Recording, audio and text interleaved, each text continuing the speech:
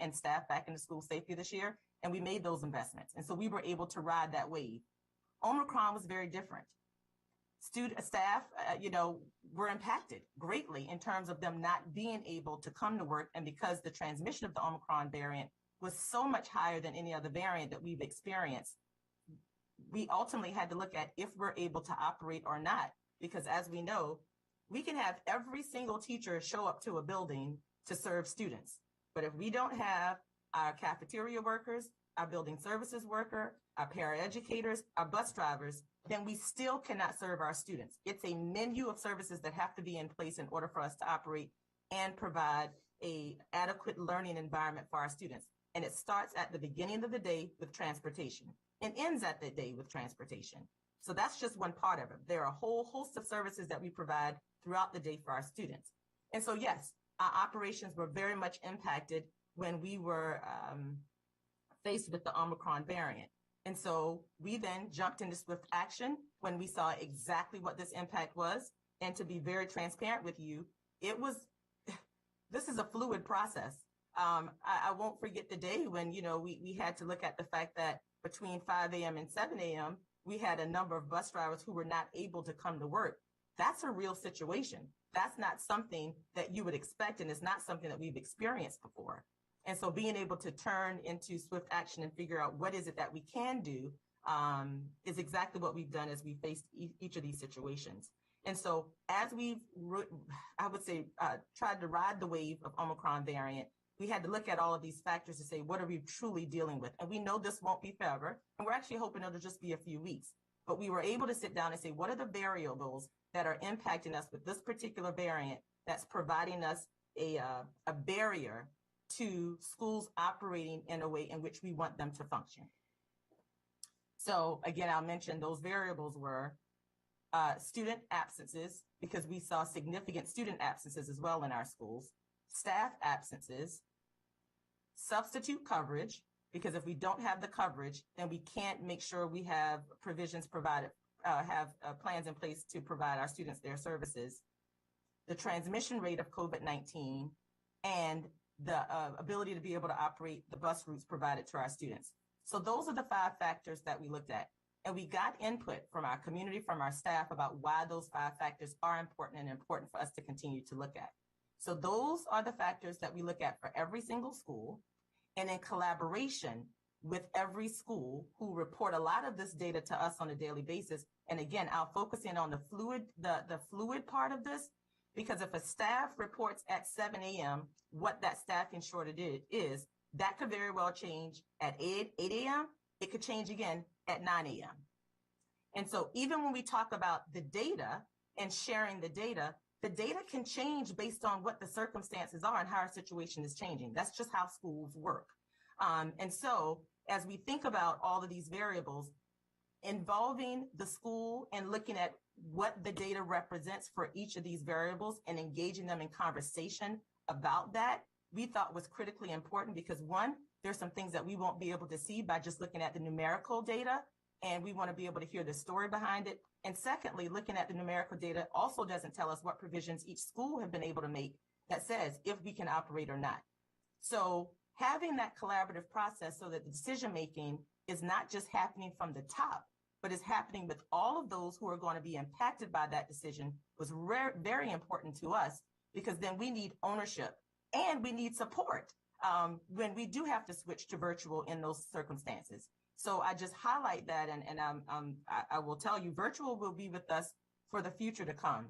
And it should be in some ways. It provides flexibility. It provides a number of different avenues for students to be able to connect in specific circumstances. So that's here to stay. However, as we consider where we are right now, and for the majority of our students in the majority of our district, and what we need to learn and put in place going into almost 2 years of this, yes, we need to protect our traditional structure that says education relies on relationships and connections between students and staff, and we want to protect that interest in the best way that we can. And if it cannot happen, we need to be clear with that community who is impacted as to why.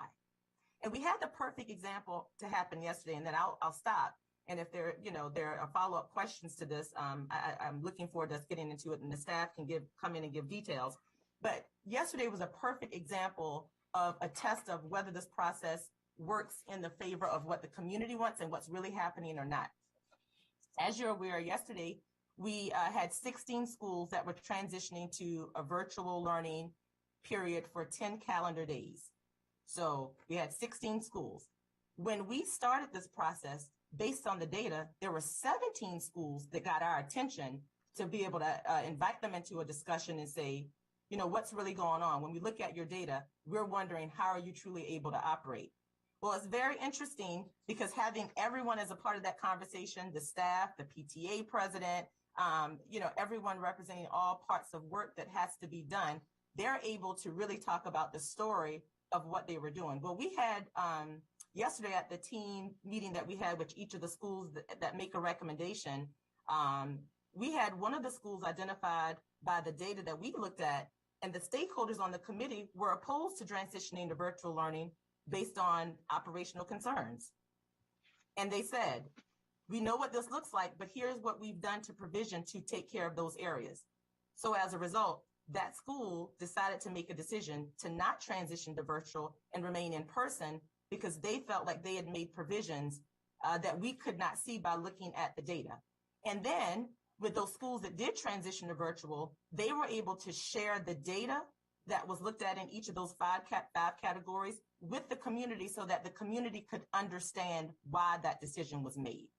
So as we think about transparency and the purpose of the data and how it's utilized, I'll again highlight that it is the community that is impacted by the decision who needs to understand the numbers and what the numbers mean. We have 209 schools. And so if we're sharing the data of all 209 schools, school A could look at it and make a judgment about what needs to happen at school B. But if they don't have that conversation and understand all the nuances of it, it would be just that, a judgment, because all we're doing is looking at numbers. And so I highlight that because as we think about those data points, we have to ask the question, who is this important to and why? And for us, and we've seen it in the process just this week, it's important to those who are impacted by it. So I wanted to start out with the first question, sharing as much information as possible in all of those areas, but I'll stop there. Councilmember Rice. No, well, thank you very much, Dr. McKnight. And that was really good to kind of level set where we are. I know that we had talked about doing opening, but I think that this is so much better in terms of really getting into the nitty gritty and having an opportunity for you to discuss about where it is that we're going. I did just want to have a quick follow-up, and then I'm going to go ahead and turn to my colleagues. I have a litany of other questions, but I know that they do as well. And so as chair, I'm going to execute some restraint and allow some of my colleagues to ask questions before I ask them all myself. But I did just want to say, in that transition from going to in-person to virtual, if part of the metrics is about staff members that are out, and so I'm not sure if maybe it's one of your other team that might want to answer this question, but and if they're out, and if that's one of the driving factors, how do we then ensure that they'll be able to support the virtual part of the learning if in fact there is it just that right so is the measure that they're just out sick with COVID and they have a positive test, or is it that they're feeling really ill and can't participate? And how do you then judge and make those kinds of decisions to ensure that the continuity of operations when it comes to supporting the virtual side, which still needs to have that teacher there, is still in place to stand up that virtual model? Thank you for that. And that speaks to flexibility and collaboration with others. So I'm actually going to let Ms. Rubin address that question because we've had a lot of work that we've done with our associations around how can we leverage staff who are unable to come into work as a result of COVID-19, but in some cases feel fine and could be utilized to support our virtual learning environment. And so we've been able to work with them to work through how we do that. Ms. Rubin, do you want to address the details of that? Sure. Thank you, Dr. McKnight. Good morning, Councilmember Rice and other council members on the call. So as Dr. McKnight explained so thoroughly in her opening comments, there are a few key things to note to answer your question, Councilmember Rice. First, one of the things Dr. McKnight spoke of, remember that outside of the professional teaching staff, there are others that are needed to run that building.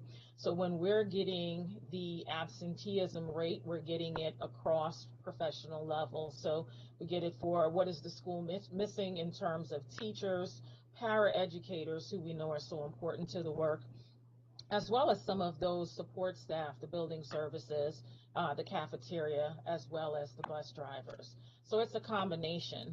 Specific to the instructional process, though, one of the things that we faced is that if a teacher is identified as being positive for COVID-19, whether that teacher is asymptomatic or symptomatic, they have to go on to that quarantine space. The beauty of the virtual platform and our ability to be able to stand that up is many of our teachers are in fact, have been in fact asymptomatic. And so if they're not experiencing symptoms that prevent them from being able to teach because they are quarantined at home and utilizing that virtual platform, they're able to do so, as well as many of our paraeducators.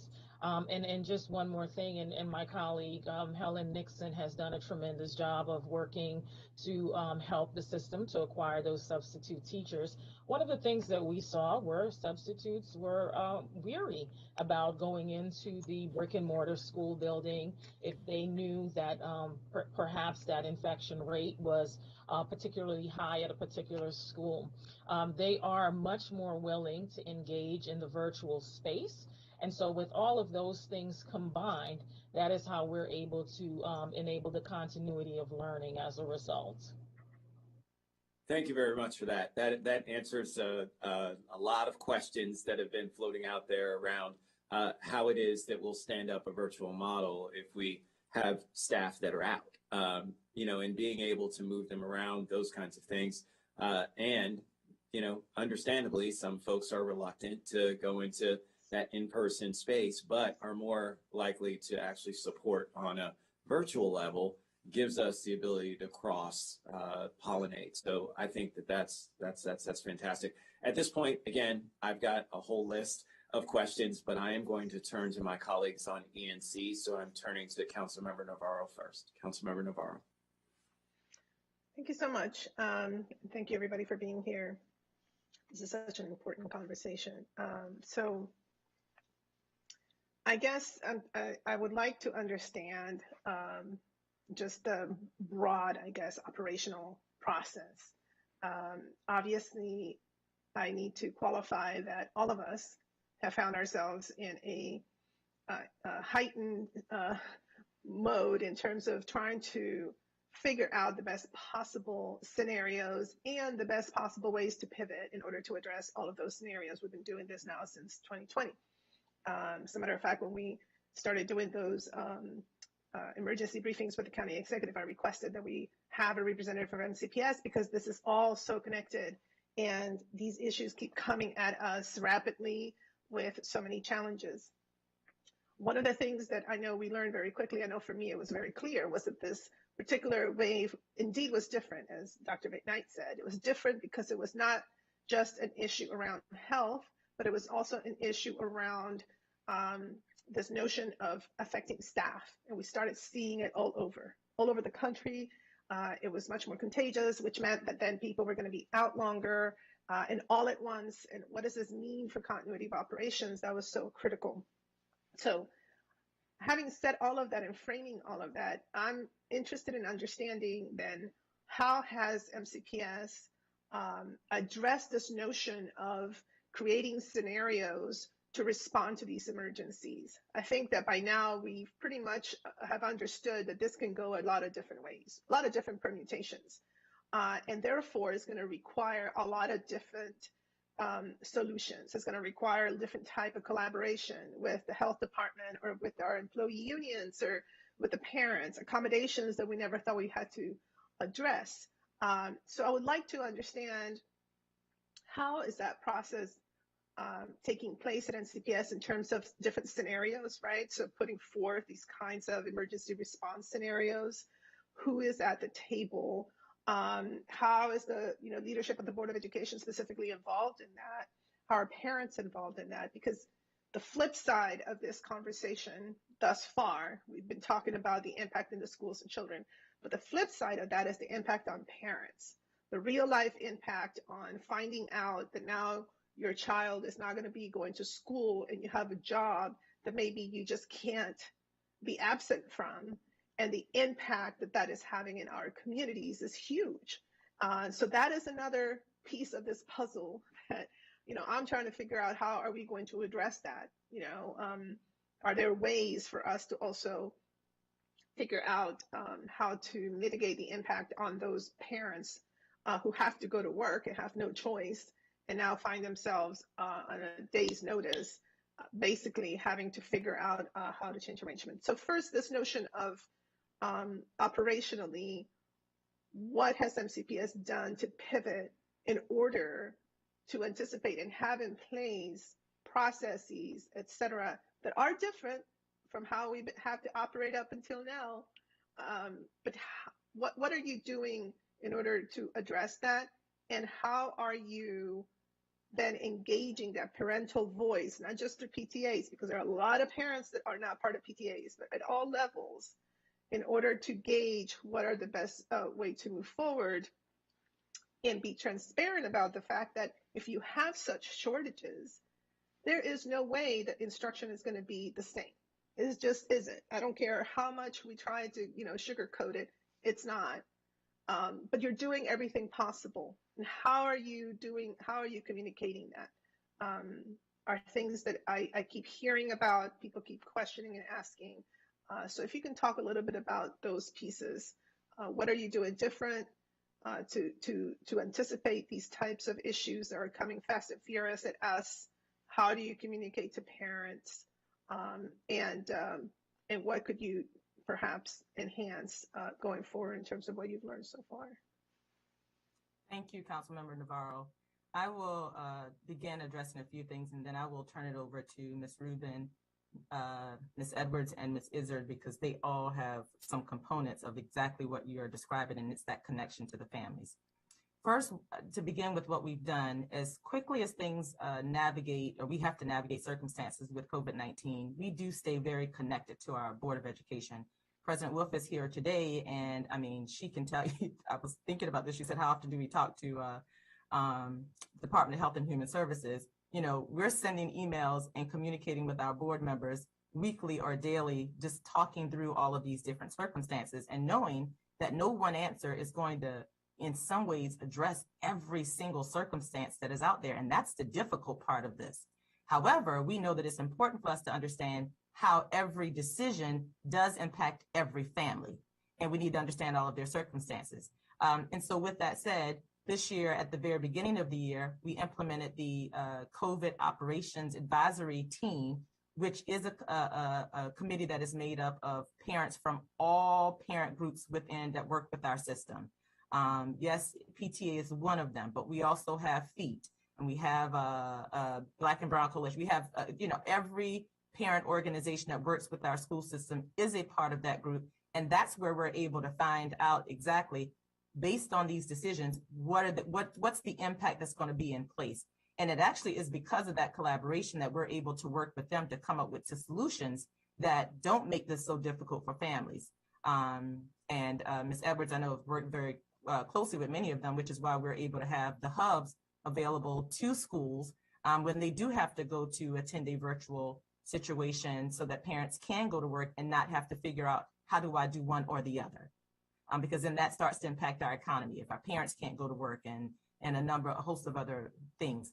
So that code advisory is one that I'll mention. We meet with our unions and associations every week. The leadership team meets with them. I meet with them personally now every week, just to talk through these different circumstances and situations, so that we can walk it through and think of what the impact on all of the staff members, especially because when we think about school and its operation, we can't rely on one association to function within a school. And so one has to see how the other is dependent on the other to provide a service. And I will ask Ms. Rubin to speak about just our contingency planning that's been in place and the scenarios that she and others have been able to talk through, so that through our lived experiences over the past 2 years, we've tried to think of every circumstance possible And that's what our contingency plan is supposed to, it should be communicating. Now, as a new variant comes up and it presents a different circumstance, we learn from that, and that's an opportunity for us to create yet again a scenario. And so that speaks to the fluid process of our contingency planning. So, Ms. Rubin, if you could speak to the specifics of the process of how we've gone through that contingency planning and what we'll continue to do to learn from these opportunities. Sure. Thank you, Dr. McKnight.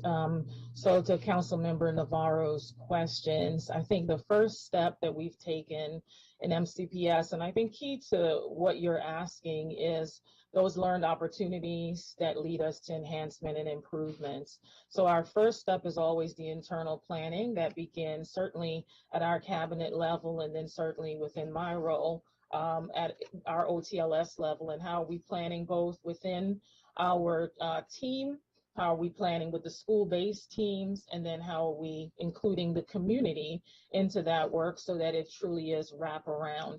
So we had the opportunity to learn a great deal from our first foray with our 11 schools that went virtual prior to the 16 now. The internal process includes a pre-meeting with school administrative teams once we've identified their data, not to mention the complete build out of everything that's necessary, because one key important thing that we noted, this should not be an added burden onto school teams or the community. So the communications that need to go out, every single piece of thing that we can think about in terms of paperwork, communication, we create that. We certainly then solicit the input.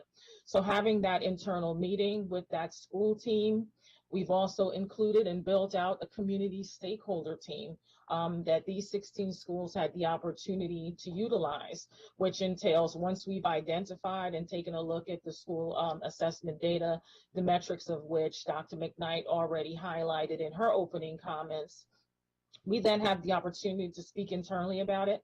We then have the opportunity to speak with the school administrative team about it. And then that stakeholder team is next in the process. And parents have the opportunity to come to that team, school identified staff across the board. And those meetings were really interesting because they have the opportunity to give the input. One of the things that came out of that meeting, as a matter of fact, the parent stakeholder members really feeling strongly that they needed an additional day to secure childcare facilities and services to be able to make the transition smoothly. We then wrap around with our student well-being teams. I'll let Ms. Edwards speak about the out-of-school time opportunities and the hubs that will be available, but our student well-being teams are doing just that, taking a look at the attendance piece, our PPWs, our PCCs, communicating with those families who they already know and have identified because they have those relationships with, what will need to be in place, not to mention the food services and the distribution of that Ms. Dawson has created. So it's a full wraparound service from end to end. And I can tell you, I just left our first meeting. So this was our third meeting with the principals, right? So now they've been identified, they've made the community contact. We're meeting again this morning, and everyone from the district was represented in that meeting, from food to facilities, operations, and teaching and learning. And we're talking through with the schools, what are you hearing from your parent community? What do you need? How can we build that out? How can we provide that? So that gives a sense of how we're looking at not just the instructional pieces, because ever present for us is the work that we have to do around learning loss, right? We have to identify. So when we take a look at our schools and we know the school's data, what is the service that's going to be there from our curriculum folks? How are you supporting the teachers? From student engagement, how are you supporting the students if they're not showing up? What are we doing to make contact with the families? If they need technology, how are we handling that? A full wraparound support plan. And then certainly Ms. Edwards has done a great deal to ensure that for those families that need that extra support, how can we provide that? So I'll toss it over to Dana. Thank you, Ms. Rubin, and good morning, Councilmember Navarro. Thank you for your question. And speaking of the equity hubs, we felt it was important to be able to provide this resource to our families again during this particular time. So working very closely with the Children's Opportunity Fund as well as the Black and Brown Coalition, we started to look at how to revitalize this opportunity through our existing child care centers. And overwhelmingly, we have 103 child care facilities that have offered that chance for our students to be able to join them should their schools move into a virtual capacity. The good thing is that during that time, we know that our students will be provided the opportunity to be around an adult in a structured supervised setting. They'll have the opportunity to have meals. And then we've also worked out in a way in which that facility can communicate back to the teachers to be able to provide them any questions the child might have and where they may have had some need additional support with that learning. As we continue to build out over the weeks, it's been very important that we make that transition fluid. We also are sharing this information with all of our families in all different languages. We translated those flyers so that our families know that they can sign up. And this will be a resource that we will provide to families through scholarship opportunities to be able to access it. But we did not want parents to be able to be concerned about whether they should go to work or whether they should be with their child to supervise them during that virtual instructional period.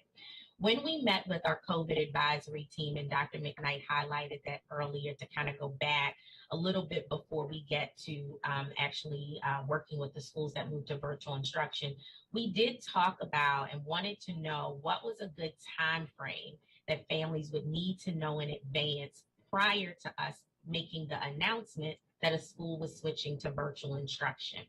And where we settled on was giving families just enough time to prepare, even though they knew that opportunity was coming, but how do they shift how their family, work life, as well as what their children will need to know and be able to do during that time frame.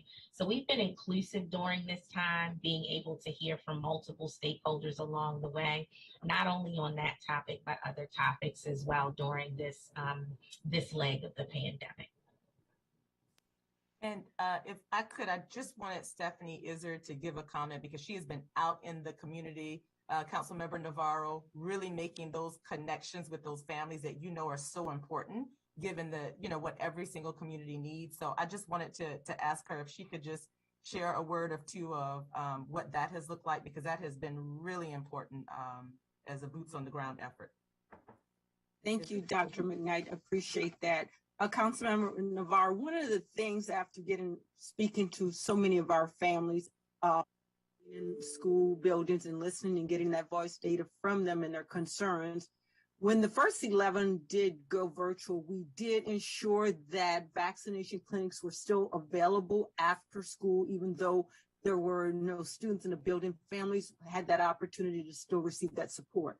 With a group that we now have that we spoke to this morning, not only did we ensure that they have vaccination efforts that will continue at their school, but we also identified the 3 testing sites that they could go to over the weekend. That was an additional piece of support for families because testing their student was something that they requested. And so beyond the rapid tests that are available to our families, we also along with our support from our efforts from our DHHS partners, made that available for our parents. And those are some big asks that they had, and we were able to ensure that the preventative measures were there in place, and that gave them that assurance and that peace of mind that we were actively ensuring that health and safety was a priority from this office.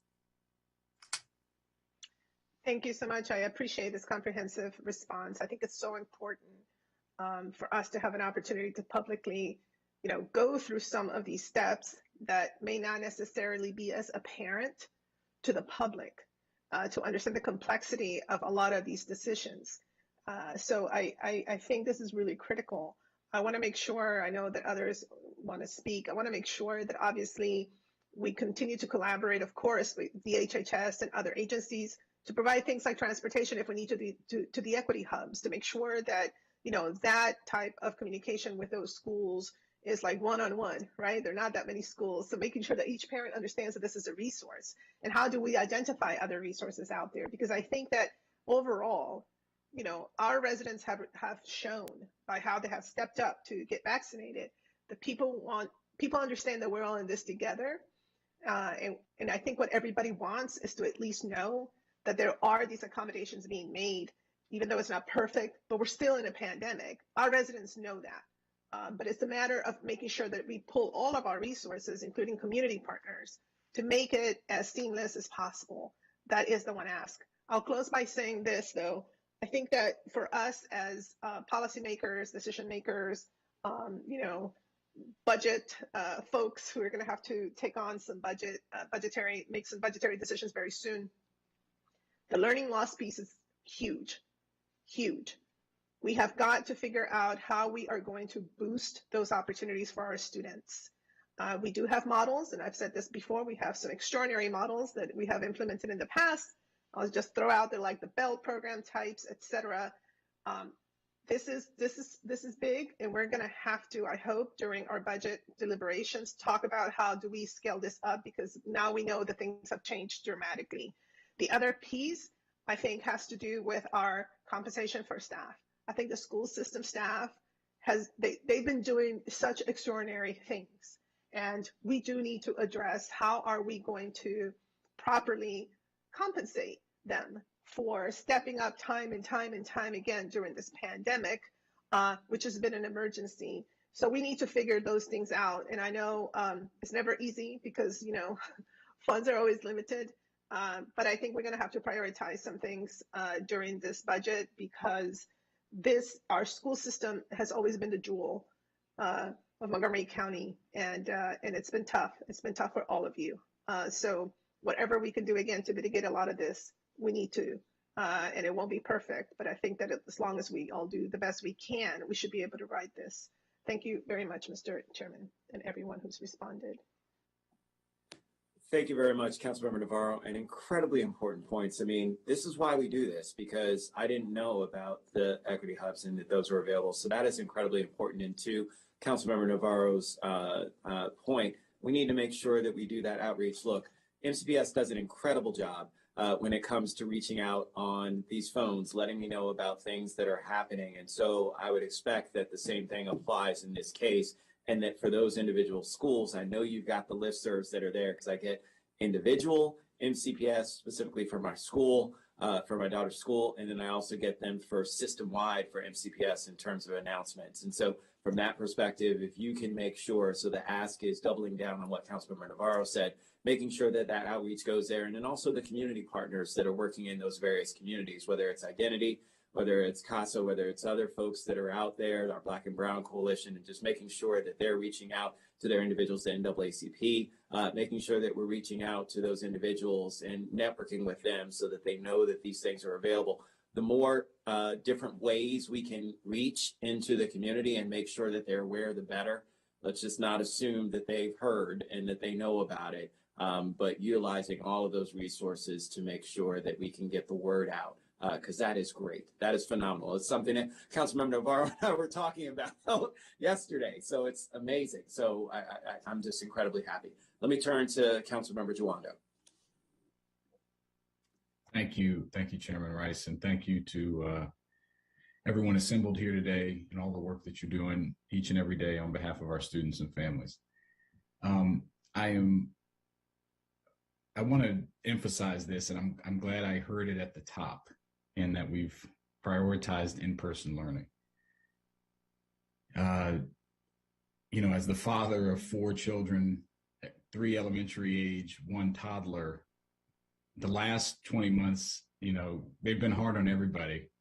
But for parents who have had to deal with the ups and downs of a year plus of virtual instruction, getting back in, then coming out, and then getting back in, the mental health effects, in addition to the learning loss, have been devastating. And I just want to say that because I know you know that, and I want our public to know we know that. And that's why I think it is absolutely the right approach to prioritize in-person instruction as you said, Dr. McKnight, that it is not the same. The CDC has come out with studies. There's been studies on this, the impacts of virtual learning on the mental health of students and families and parents. And it's been devastating. And we're going to be dealing with it for years. The depression, the uncertainty, in addition to obviously the academic challenges and learning loss. And we're at a point of, I think, maximum frustration from the public, which is understandable. You know, I'll share this personally. I found my daughter's in her 4th quarantine, my oldest, my 11-year-old, and she's been not herself for the past couple days. And I went on her phone and I saw her searching, what do I do about depression? And, you know, it's an 11-year-old. And I know she's not alone. One of the reasons I got her a phone, an iPod Touch, so she could communicate with her other friends in 5th grade who are dealing with this. And it's devastating. And so I just want to give voice to that because I know a lot of parents and families are dealing with that. And I know you as system leaders are dealing with that. And our educators are dealing with that. And so we have to do whatever we can. And it's a team effort, right? That's why we're talking about things like mask policy and we kept it in place. That's why we did the shutdowns early in the pandemic. That's why we are talking about a vaccine requirement for congregate settings. We have to do everything we can as a Board of Health and as a council to support keeping our kids in school. And that includes our little ones, and so parents can get to work and support their families, and it includes all of our children throughout. And so I want to say we're here to support whatever you need to make that happen. And to Councilmember Navarro's point, paying educators more, providing more flexibility, getting you the resources to upgrade and even more air filtration, whatever you need, we're here to do it because we have to do it. And so I as we head into the budget process, and as we have this conversation today, I just wanted to start there. If you could talk to me a little bit, I just have a couple of questions. And how you're making the decisions around who goes to virtual. You mentioned that it's a school by school, which makes a lot of sense, and that it's a community-based level decision in addition to the data. But I think many people are asking, well, what is some people want to know, okay, what's the cutoff? What triggers the conversation? And then what factors are discussed to get you to the point of virtual instruction? Could you just shed some light on that, please? Ms. Rubin, if you could go ahead and address that, closest to doing it with the schools. Thank you. Sure. Thank you, Dr. McKnight. So to your question, Councilmember Jawanda, as you heard Dr. McKnight share earlier, so we built a database within our system that allows us to gather the data from some of our key areas, including transportation, OHRD for the substitute coverage.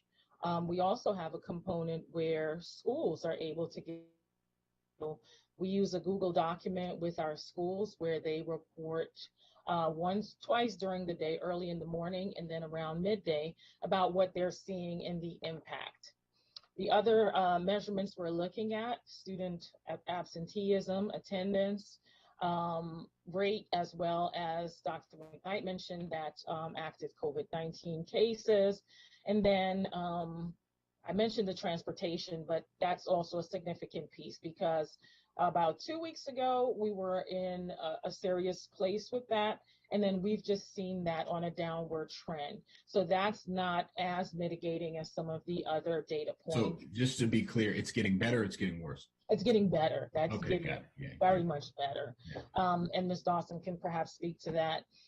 So what we do when we have that data system is then we're able to see all of the schools based on those factors that I've just outlined who are experiencing a level of difficulty in being able to operationalize school as we've known it.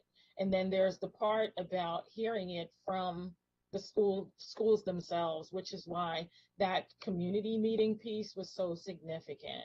So we take a look at that. We run that data twice a week on Mondays and Wednesdays, looking for a 3-day trend.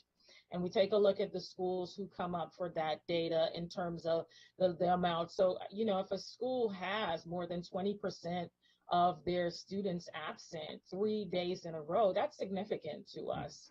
And those are the things you're getting at what I want to hear. What are the benchmarks? So is 20% of students absent for 3 days? Is that one of the what are the various, how many bus drivers, you know, like what are the actual things that you look at? Because I think that's what it feels squishy. And I know you're basing it on data, and then you have the qualitative, and the quantitative discussion, but what are those cut marks? So I want to be clear about this. The reason why we want to elevate the factors versus the purely quantitative given percentages is because our schools are so different in terms of size, in terms of makeup, and what's actually happening at the school. So while we do look at things like I mentioned, right, a 20% absenteeism rate is something significant, but that can't be the total cutoff, because I may look at one school and they have that, but they're able to fill their subs. Everything else looks good for that school. Right. So now the only thing we want to do is follow up with that school. Like, okay, what's happening with the attendance? What can we do? What can the student well-being teams do? So the reason the factors are better is because it's a school story that we're really trying to tell.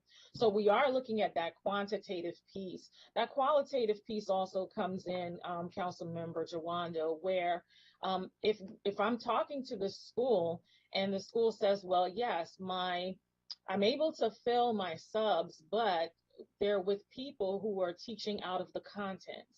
Well, that speaks to the quality of the instructional program, right? So if you have a person in the room, but the person is not a person that is their content specialty, then that's something we also want to consider. And I heard Councilmember Navarro said, those are the complexities, the nuances of it.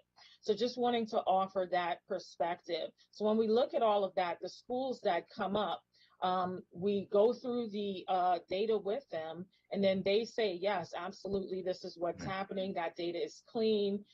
This is what's going on. We lift up that community team, and the parents have the opportunity to say, yes, we've been experiencing it. I haven't been sending my child to school because I've just been really anxious about the entire COVID-19 experience.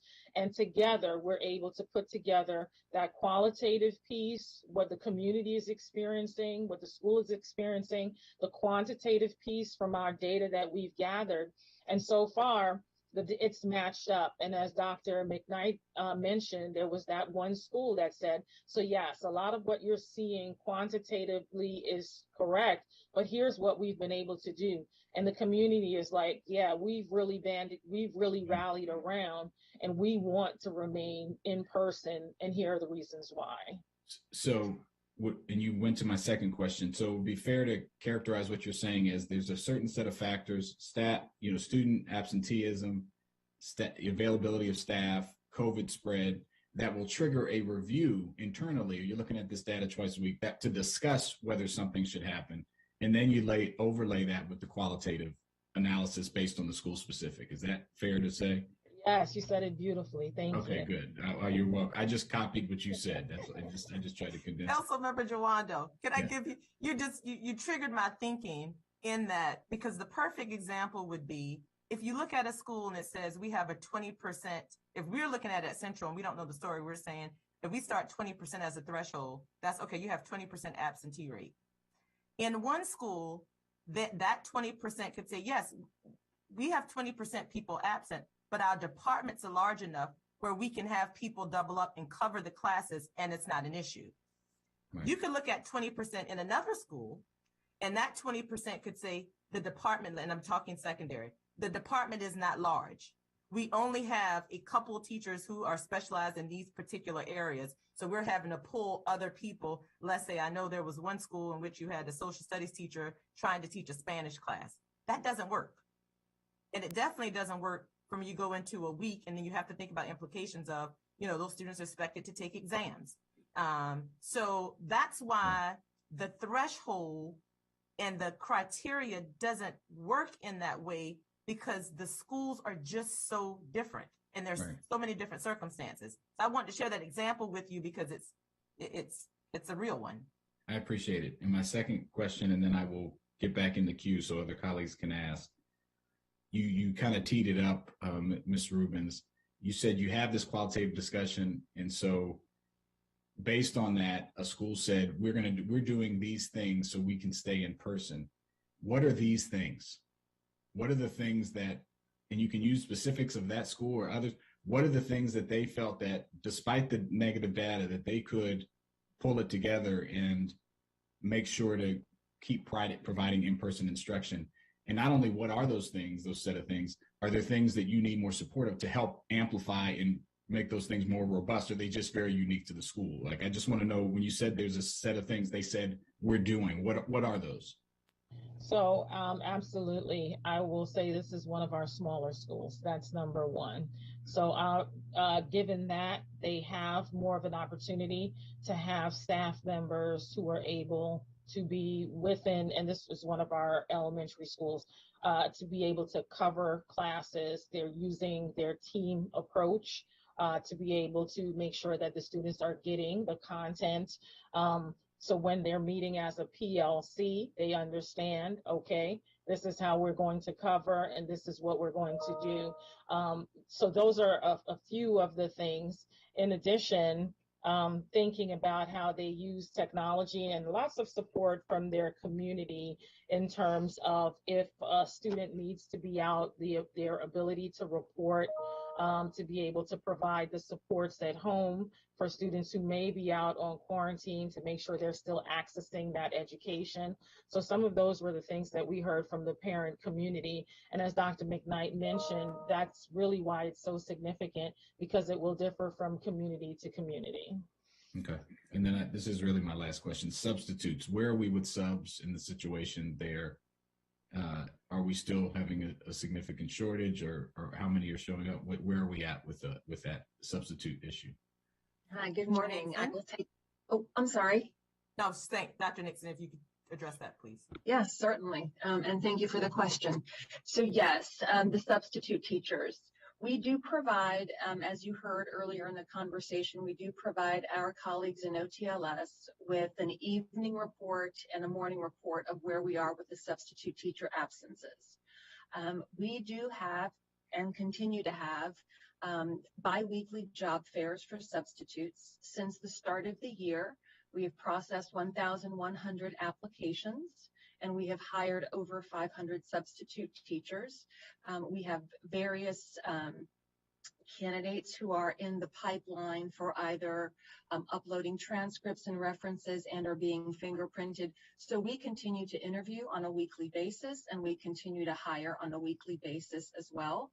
We are also looking at opportunities for working with our principal advisory group. So for example, in human resources, I do have a principal advisory group and central office advisory group, and we meet monthly. And in the last couple of sessions where we've been together, we've had an exploration and a problem of practice for what our schools are seeing in terms of bringing substitutes into their particular buildings and how do they retain them. So we've gotten some really great positive feedback from our principal colleagues about what are the best retention strategies for substitutes as well, and are able to share that. I want to publicly thank all of the substitute teachers who have stepped up and stepped in to help us. We know that it's been a concerted effort from many community members, from retirees, from people who love and believe in the school system. So for those substitutes who come into our buildings every day, we are incredibly grateful. And as I said, we do continue to have our biweekly job fairs, and they are well attended. And the other thing that I would add is we have heard from substitute teachers who have shared they would like more professional development. In other words, as they come into the space of a classroom, perhaps for the very first time, what can we do to help make that transition a more successful one for them? So we are looking at different ways where we can leverage that. Last spring, when we were in our all virtual state, we were able to provide substitute teachers with professional development about how to be a virtual substitute teacher. I know that was greatly appreciated. So one of those retention strategies is to continue to find ways to invest in making substitute teachers better practitioners. Yeah. And of course, most recently, Ms. Edwards very successfully executed an MOU with MCEA to increase the pay rates for our substitute teachers and to create a cadre of substitute teachers that would be deployed to schools that have the most intense need for substitute coverage. Thank you, Dr. Nixon. We could talk about that all day, but that was a very, very good summary. And I also want to echo your thanks to all of the great folks who've stepped up. I'm glad those are well attended. I think there's a great opportunity for us that we will need these folks and many others to step up and help us for the next several years. So I'm glad you're thinking about PD and pay and all those things. So we're ready to partner with you as well as with our board colleagues on that. Appreciate that. Thank you very much. Thank you, Mr. Chairman. Well, thank you very much, Councilmember Giwando. And I would be remiss if I didn't express my compassion to you in terms of your daughter. But did just want to highlight that that's something that we're seeing across the board. And there aren't many families within MCPS who don't see something like this happening with their own children. And I want to give a shout out to Ms. Wolf and many of her members of the board. It was at a recent Board of Education conference last year that we had an opportunity to hear about social and emotional learning. You know, it's very interesting because Ms. Rubin can tell you that we've had Be Well 365 and other campaigns that have focused on mental health and well-being, but understand we're in a different world from where we were then. And so the need continues to grow. And so we need to do even more than we've done before. And both the board and I know the superintendent remain open to that, so much so that there was a program that we all got to see, Sky Schools, that exhibited and spoke at this Board of Education conference. And we actually had the opportunity to have staff attend kind of a little small version of the program to get an idea of what the offerings may be. And so as you heard from Councilmember Navarro, as you heard from Councilmember Giwando, when it comes to us being open to budgetary enhancements that we know are going to impact our children and teachers and staff and administrators in our schools. This is not something that's just for the students, but for everybody that's in the school building, understanding that we're all at that heightened level of stress. So just wanted to give Dr. McKnight, if you wanted to just comment on that very briefly, because I do think that that's a very important point that folks need to know that we are focusing on as well when it comes to the social and emotional well-being of all members of our school community. Absolutely. Thank you, Councilman Rice, for your comments. In our strategic plan, there are 3 areas that we continue to focus on, and we've actually hit on all of them in this conversation. The first is academic excellence. The second is well-being and family engagement. And then the third, Dr. Nixon was just speaking of this, professional and operational excellence.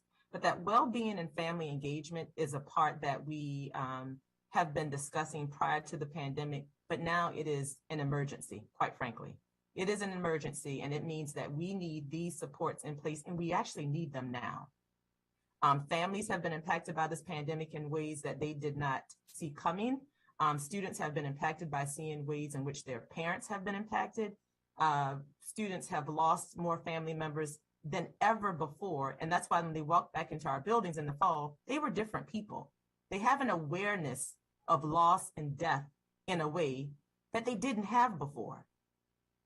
And that's a real serious situation that we have to navigate when our young people are worrying about their own stability because they see that their family members are not present and are being lost through a pandemic. And so as we get ready to get into our conversations about investment of the school system, and I really appreciate you all bringing this forward, Councilmember Navarro, Councilmember Rice, you all are bringing the fact that we have to operate to recreate all the needs that are now present in the school system. And it cannot be just that we're tweaking in what we have always done before. We're beyond the stage of tweaking. And some of the things that I've heard you mention in this conversation is how do we make those investments in our staff members so that they continue to want to work here? And we need them in Montgomery County, especially when we're looking at the needs happening across every other district within the state and every other school district within the nation. So what is going to make us stand out? And we've always stood out. So it's not that we don't know what to do, but it does call upon us to invest in what we need to do right now in a very, very different way. And so the baseline is, what are we doing for all of our employees to have them want to work here? But then the second part of that is, how are we going to utilize this opportunity from COVID-19 to really be innovative?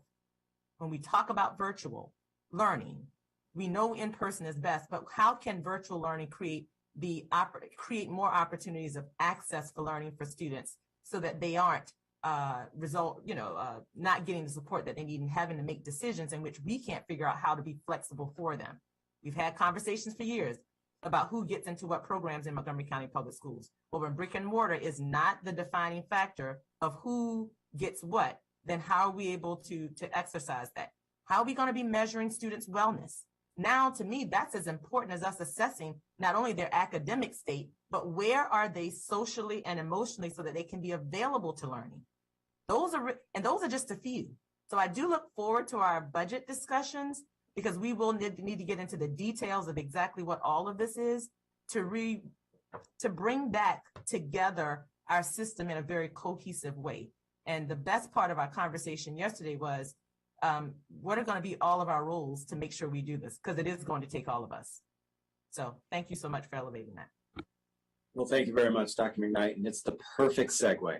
I'm serious, the perfect segue into our next person that's asking questions, our council president, who also is the chair of our Health and Human Services Committee, but also a leader when it came to us focusing on mental health and well-being in our schools and ensuring that we lifted up counselors and others who would be support staff in our school communities to make sure that we were helping with that effort before the pandemic.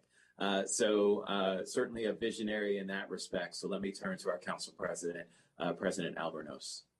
Thank you, Chairman Rice and Councilmember Navarro and Councilmember Tawando. You've done an outstanding job asking questions and framing this conversation in a way that helps provide important context to this extraordinarily complex issue. Our North Star has been and always will be the health and well-being of our children and youth, which are our most precious commodity. And acknowledging that we have to take care of the caretakers who are helping ensure that health and wellness, their families, and the complex layers of issues when you throw in a pandemic on top of all of that, which are in many ways so overwhelming. I was thinking about this morning. When you add the students, the faculty, the staff, the families, operationally within MCPS, just the sheer volume of people, it's larger than most United States cities. And so it's, and that just is within MCPS, not the other ancillary support departments and agencies that are helpful in so many different ways in the overall operation. So this is a complex issue that we're all trying to figure out in real time. But Dr. McKnight, I do want to acknowledge and appreciate the humility you showed in sending the communication, acknowledging that upon reflection, we could have improved some of the communication that transpired, particularly several weeks ago, and that there was some damage done through no fault of anyone and through no fault of hard work or the best of intentions in trying to provide a framework of a 5% threshold based on the information that we had on the ground and the information we were receiving from the state. That made sense, but a quick pivot when we recognized it no longer made sense, so that we acknowledge that it can't be a one-size-fits-all, that as you noted with the 20% threshold, which is different by school, and the dynamics of the schools, the families of the schools, the infrastructure of the schools, the connectivity to other ancillary programs and services. Is there a health and wellness program? Are there other things that can be stood up and leveraged to be able to keep kids in school more effectively than we can in some other schools where we don't have those same resources? So I do also appreciate and acknowledge that there are a lot of families, in particular faculty and staff and support staff, that are looking for more predictability to the degree to which that we can provide it. Because people's lives, their livelihoods, their own health, their own well-being is obviously very personal. And we all come at this from very different angles. And I appreciate the acknowledgement of the complexity, but also just further request that to the degree to which possible, we do be much more public and open about these decisions as they're made in real time. Most people don't tune into a Board of Education meeting. They get their news and communication in other ways. And we've all, to some degree, at various points, felt like we were flying blind. But we do acknowledge we're all in the same team here. And so in that vein, I wanted to ask a few questions, which were a perfect segue based on your comments just a couple of minutes ago. So you requested, and I think very reasonably so, support with contact tracing moving forward, which just crossed over into operational decisions. We are continuing to hear from thousands of families who are, by virtue of their children having a significant underlying condition themselves, or somebody in their immediate family, a sibling, a parent, a relative, a grandparent who's living in their home, for whom a positive diagnosis would be catastrophic, that they're continuing to keep their kids at home. And they rely so heavily on the metrics that are shown, which at the moment, because of challenges I know with staffing and administrative, we're just providing a macro level number of self-reported cases within each school. And that's the number by which some families are choosing whether or not to bring their kids to school at all. So a several part question here, and this is going to require, I know, my colleagues in Health and Human Services to chime in as well. But can you describe why contact tracing is important? Because I do think it will provide better metrics that describe percentages of spread and provide more data points that can help both parents and families make more informed decisions. I assume that that is one of the benefits of contact tracing, but if you can confirm that and make operational decisions accordingly as well, internally within each individual school. But if my colleagues in HHS could chime in here as well, because I know we have capacity issues within the Department of Health and Human Services that are very real. And so it's not as simple as just being able to identify several hundred people that we, backfill positions in tomorrow. We're experiencing personnel issues across the board. So if you could first answer that first part of the question, Dr. McKnight, why contact tracing is important to the school system and families, and then cross over to HHS to describe how we think we might be able to operationalize this. Thank you, Council President Albanaz. I am so thankful that Dr. Bridges is here, along with Dr. Kroll, so they can really speak to the science of contact tracing. I will go back to our experience of when we started with contact tracing, when our students returned in the spring for the first time after a year. And the contact tracing was very important at that time because this was our first year into the pandemic, our first time returning students back into school for in-person learning. And our families needed to know what's being done or how am I going to be informed if my child is around anyone or have had any contact with someone who have been impacted by COVID-19 for the very reasons that you mentioned.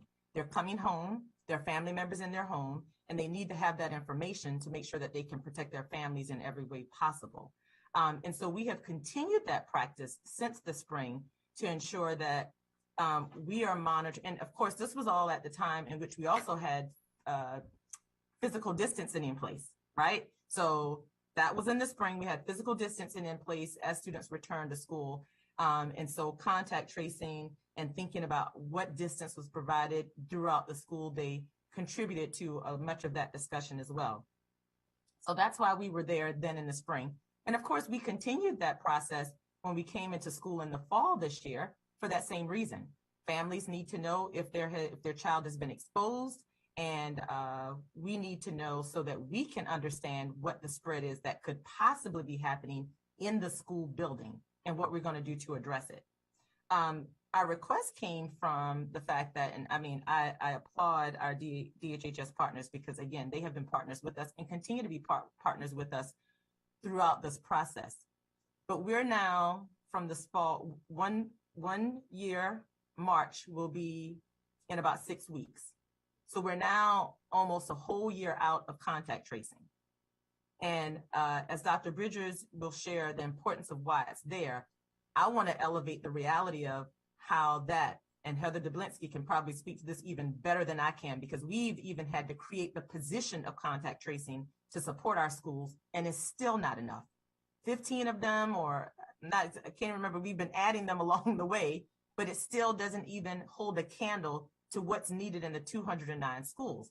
And so for us, in our effort to say, how do we get back to mitigating learning disruption, having the time to spend with our students and families who are highly impacted by all of the circumstances of COVID-19, if the staff is spending 80% of their time on asking questions, interviewing students, calling parents, letting them know what's happening, then all of these priorities that we're talking about are being compromised.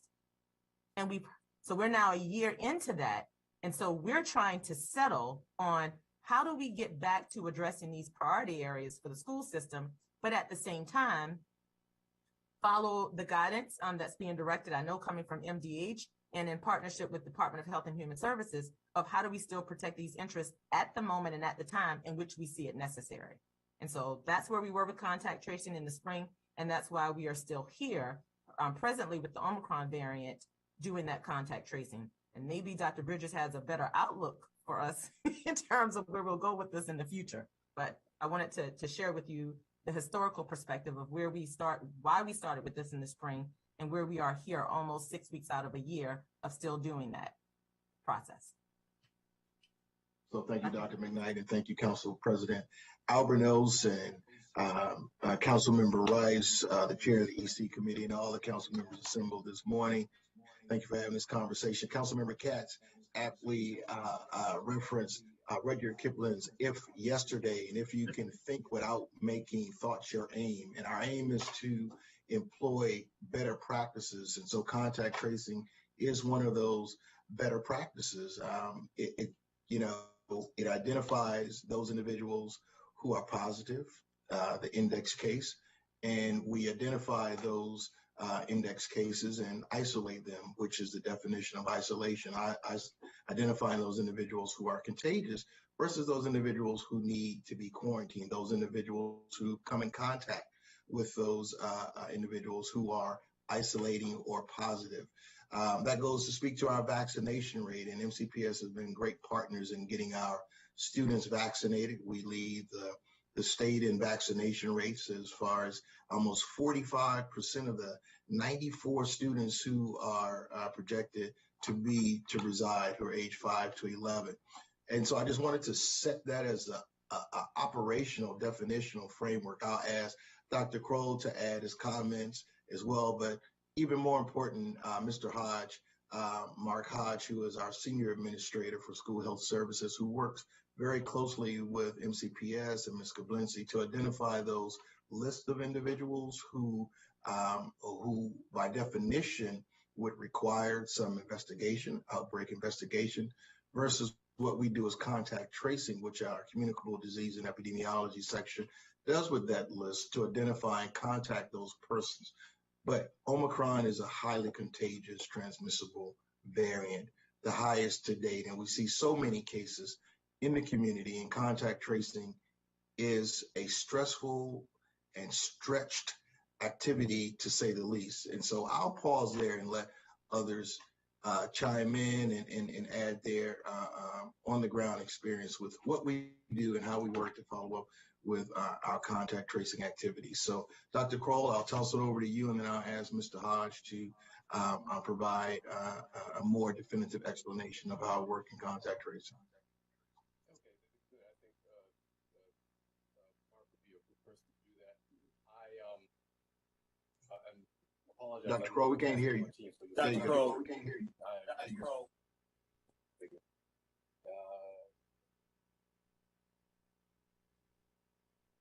Can you hear me now? There we go. We got you now, sir. Yeah. All right. I'm multitasking. I'm on 2 different devices this morning, so just to try to get the audio squared away. I think the Dr. Bridges has summarized the role and function of contact tracing very clearly. I want to just back up a little bit in terms of the history around this, and certainly going back to September, the start of the school year, when we started seeing cases pop up in the first few weeks of schools. We worked with MCPS to establish a a contact tracing process that included partnership both with MCPS and with HHS. What the school tends to think of as contact tracing is the first leg of that process, and that is to identify the students that have been exposed that are directly connected to persons who are positive. There's a whole array of activities that take place in that initial piece and beyond that MCPS has not been asked to take on. And that's where HHS picks up the ball and runs with it in terms of doing deeper levels of contact tracing. Omicron has Dr. Bridges said, stretched the contact tracing process and resource across the country right now. Just as a percentage of total tests that are being total positives that are being contact traced, the state's numbers are somewhere just south of 10% of all cases that have been showing up during this Omicron surge. So there's a lot that can be done. There's a lot that can't be done. The challenge has been, we responded to that request for contact tracing back in September. Since then, we've not had any conversation about changing the contact tracing. So we've been working on with our existing frameworks. Where we are now is especially for MCPS in schools, what's important is the ability to identify the person that is positive and then very quickly to identify who they've had contact with in the schools so that those people can be notified and can be either isolated, tested, or quarantined. And I think that's the piece that is what we're most commonly referring to in this conversation is contact tracing. That's a fairly straightforward process, but it is time consuming because it does require that someone identify for each class that a child has been in the classroom that a child has been in, who may have been exposed to them. That is something that unfortunately is common in congregate settings. We can take over and do some contact tracing and do some other formal pieces of work, but it is schools that have the task of figuring out from class to class who's been exposed and sharing that information up through a series of steps that I'll leave Mark Hodge to describe for us. The other thing I'll say, and I'll stop on this, is that we are, it is very much tied to our rapid testing process that we have been working on in schools where we test symptomatic students for COVID to make sure that they are, to determine whether or not they're positive when the symptoms are indicative of COVID or not. The challenge at this point for contact tracing is how do we do this for the next several weeks to get through this surge of Omicron. So I'll turn over to Mark to walk us through some of the steps in this process from the perspective of being on the ground with school health staff.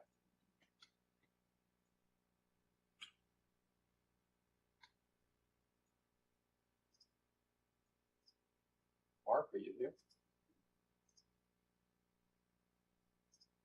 Did we lose him? In that case, we'll slide over to the fallback to Sean.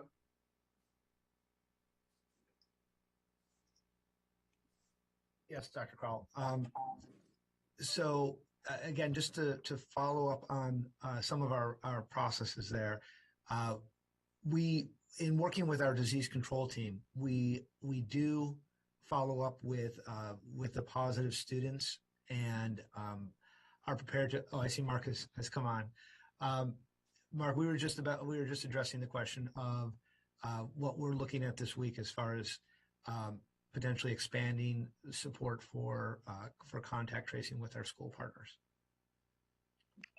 Yeah, I heard all of that, and as soon as Raymond said Mark answered the question, my connection just stopped. It was, I don't know if it was fortuitous or not, but I'm back. So I want to just reiterate what Dr. Kroll said about what is being done in MCPS at the moment. It is definitely an outbreak investigation, more so than contact tracing. We are only identifying those students who are in contact with the case, and then notifying the parents and the student about the exposure. There's no other contact tracing that's happening as a result of that, mostly because the information about what's happening in the school doesn't often get outside of the school or even over to Dennis Avenue, so they could do more of an interview for with the student to see who they might have been in contact with outside the school. So that's where the contact tracing is most important, is in identifying all of the contacts for the past several days that case may have been involved with. So and because of Omicron, it's become so overwhelming with the numbers that even at the state level, I think that the number we were talking about yesterday was about 19% of all cases being contact traced. And so it's just overwhelming at the moment with the number of cases that we have. So it makes sense that that same overwhelming feeling is occurring in MCPS as the number of cases continue to or have risen. So these are the things that we are looking at trying to assist with in implementing. We have a significant number, maybe not significant, 20 people. It could be significant in other cases, maybe during Omicron, not so much. But we do have 20 additional staff that we are looking at assisting with the contact tracing that's occurring in MCPS. The difficulty with that is those 20 people don't have access to the schools, can't go into the classrooms and interview the teacher, can't have conversations with the student to discuss who they might have been in contact with. So that's the piece where we're going to continue to need the assistance of school administrators, of the teachers in the individual schools. But the piece that we can assist with is that second part of the contact tracing, of helping with gathering the information for the line lists, putting that together so we can send that over to Dennis Avenue, and then their contact tracers can take over. We'll continue to, for timeliness, we'll continue to need MCPS's assistance in notifying parents quickly that same day, hopefully, that their children have been exposed and will need to quarantine.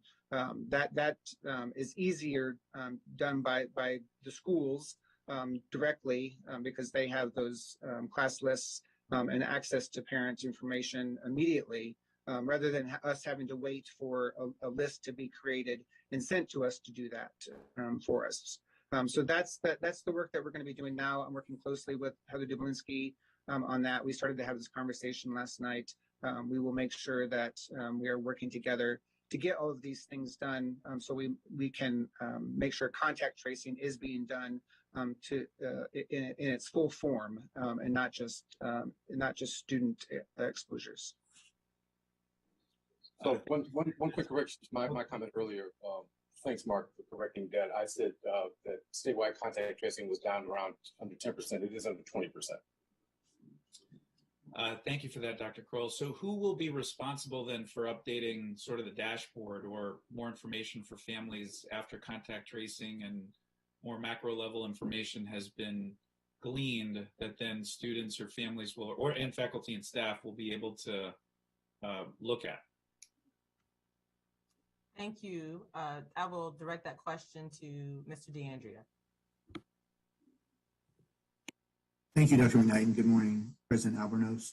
The information that we have on our dashboard really has been released in two different phases. So at the beginning of the year, we realized that we wanted to be able to present information in a more comprehensive and transparent format about our active cases and our cumulative cases at each of our schools, as well as active quarantines and cumulative quarantines. And so that information was released in the fall, and that's what's been part of our traditional dashboard. Later in the fall, especially with the rising cases as a result of the Omicron variant, there was a desire to be able to have information to the community on a daily basis about the number of positive cases among students and staff in each individual school. And so we've added that component at the top of our dashboard now. We're now working with a variety of staff within different offices and MCPS, ultimately consolidate that to be able to present the information in the best and most transparent way to families. We wanted to make sure that we got the data that parents were requesting out there as quickly as possible around the daily case rates. The quarantine information will continue to be reported on a weekly basis. That information is not something that's captured in our daily reporting because ultimately that information comes directly from the schools. So at the current time, we do continue to update the dashboard on a weekly basis with active cases, cumulative cases by school, as well as active quarantines and cumulative quarantines by school. And at the top of the dashboard, we have links to the number of cases reported each day at each school site. I appreciate that. Just two plugs before turning it back over to you, Chairman Rice, because I know other colleagues have questions and we're getting late here. We've all been very intentional and done some really groundbreaking work in reaching out to multicultural families and, through contact tracing in particular. And we do have partners out in the community who've been tremendous through our minority health initiatives and program as an example, who have been an incredible resource, and I think could be another one here with proper support. So I just want to thank Dr. Kroll and his team for the support they've provided to those organizations in a myriad of ways, but that's another potential solution that's out there. And just the final plug, I do think that for those families for very reasonable circumstances who just are understandably very anxious and afraid to be able to send their children to school, there has to be an option for them to not have to do so and balance, do I go to school or not go to school? There's got to be something in between, particularly those families who are in those circumstances. So with that, I yield back to you, Chairman Rice, and thank you all so much. Well, thank you very much, President Albornoz. And so I'm going to turn it over to Councilmember Friedson. I have a couple quick follow-up questions that are more rapid fire. So Dr. McKnight, you can just dole out who those will go to at the end as we close. And then any of my colleagues, if there are other follow-up questions, just please let me know as well so that I can enter into the queue. I did just want to let you know that we do have a hard stop at 12:20, so we still have a few minutes to go here, but we do have to transition for, I know, another meeting based on cable. So with that, let me turn to Councilmember Friedson. Thank you so much. Really appreciate the fact that we're having this conversation and diving into the operational challenges. This is a health crisis, it's also an operational crisis. And I'll just reiterate what I said yesterday, that I don't think anybody envies the decisions that have to be made. And I don't think there are any perfect answers. In fact, Dr. Bridges and I were speaking last night, and I said, I don't know what the right answer is. And Dr. Bridges says, well, there really aren't any perfect answers. So, I appreciate the fact that everybody is working really hard to try to navigate through it.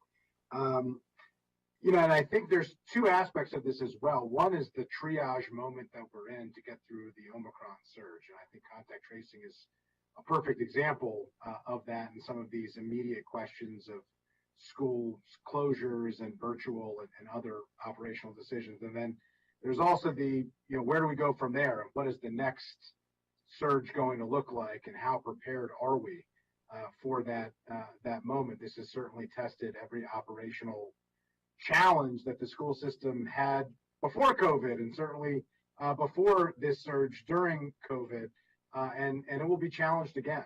There's just no doubt about that. And so, as we obviously, have this conversation about the triage for the moment that we're in, we also have to be able to meet the moments that follow. So, I just wanted to make a plug for that.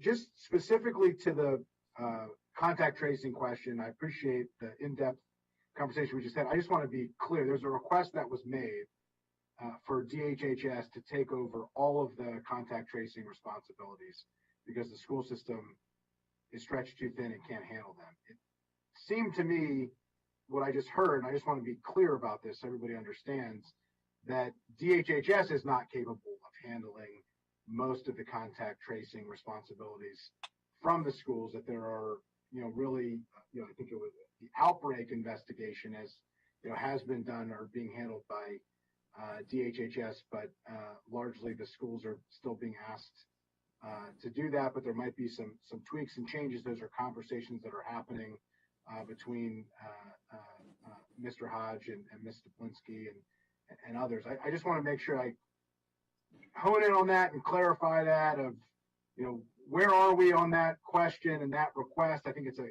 extremely important operational request, and I think it's important that we're all clear on, where that stands. Is it not right now? Is it can't do it ever? Is it, we're working on it, and we'll have a determination by a date certain. Councilmember, just to be clear, our first request for that week was we heard that first request the moment you heard it at the Council Board of Health meeting on Tuesday, and we are in constant communication with them. And I know we will have another meeting tomorrow to discuss that. And I also know that Mark is working back with the MCPS team, along with other members of our public health team, to try to get to an answer to see what we can do to help. I do not think that it's possible to take over the whole operation because, as Mark mentioned, there are pieces of this that can only be accomplished by school staff at this point. But there's a partnership, and if there's a way to grow that partnership, we are certainly interested in trying to do that. Appreciate that, and certainly the communication and other aspects. I mean, it would certainly not make any sense to me for the school system to not be responsible for that. I just, to borrow a phrase for level setting expectations, is there a time frame by which we think that these conversations can happen, and an operational decision of who's responsible for what and how this process, if it's going to be changed, is going to work? Well, that conversation has already started, as I've said, and it certainly will be a continuing conversation in our weekly meeting tomorrow. And then we just have to see what we can do. And I think it'll be a continuous process of growing and figuring out how we build the supports in that are needed.